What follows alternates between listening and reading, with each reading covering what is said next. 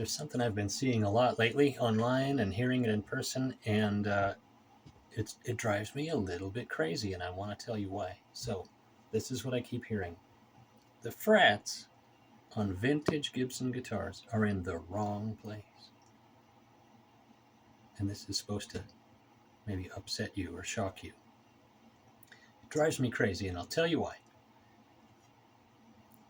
No one listens to those old records, like say Wes Montgomery or Joe Pass or even Les Paul himself, and says, "Oh, these guys are terribly out of tune."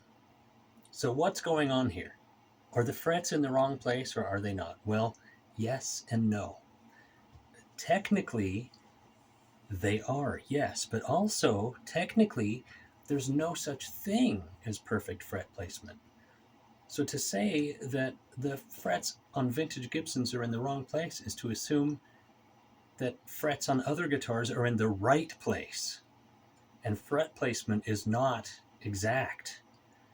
There may be more mathematically correct ways of calculating spacing than others, but actual fret placement has to account for a variety of mathematical and real-world variables like string tension, string gauge, string type, string height coming off the nut, overall action, bridge placement, tuning, player technique, and last but not least, the way our ears hear chord intervals, which is not mathematically correct.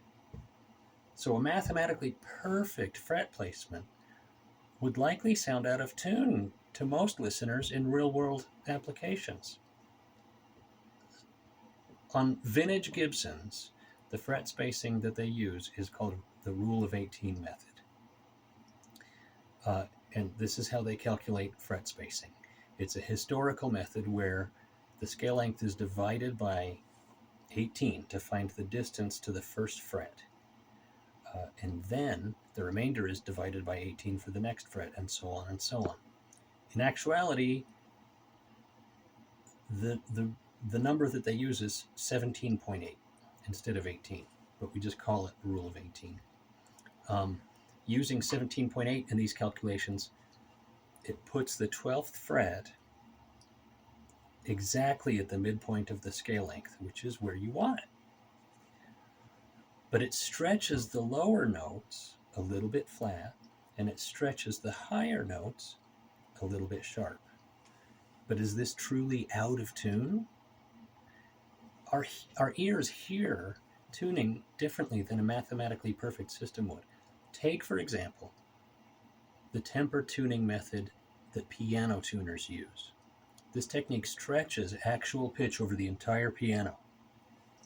To achieve this, every note except the center octave is deliberately tuned to be slightly flat or slightly sharp compared to pure mathematical ratios. A piano tuner stretches the tuning so then the notes in the middle range are close to ideal. The lower notes are tuned flat, and the higher notes are tuned progressively sharper. So doesn't this sound strangely familiar to our vintage Gibson fret placement? By the time you reach the very highest octave on a properly tuned piano, those notes might be as much as 40 cents sharp. The highest fretted notes on a vintage Gibson are only sharp by a few cents. So to add to this real-world mathematical dichotomy, the average person can typically only distinguish pitch differences of 5 to 10 cents. So if you're used to the sound of your vintage Gibson fret spacing, then it might be possible that any other fret spacing might sound out of tune to you, even a more mathematically correct method. So are vintage Gibson frets in the wrong place? Technically, yes. But it's a little bit like saying that pianos are not tuned mathematically perfect when the end result is that it sounds much more pleasing to our ears. So, especially like when you're playing chords. So mathematically correct tuning does not necessarily mean that it sounds correct to our ears. There might be more correct fret spacing calculations than the rule of 18, but the market price for vintage Gibson guitars certainly indicates that no one is truly bothered by this.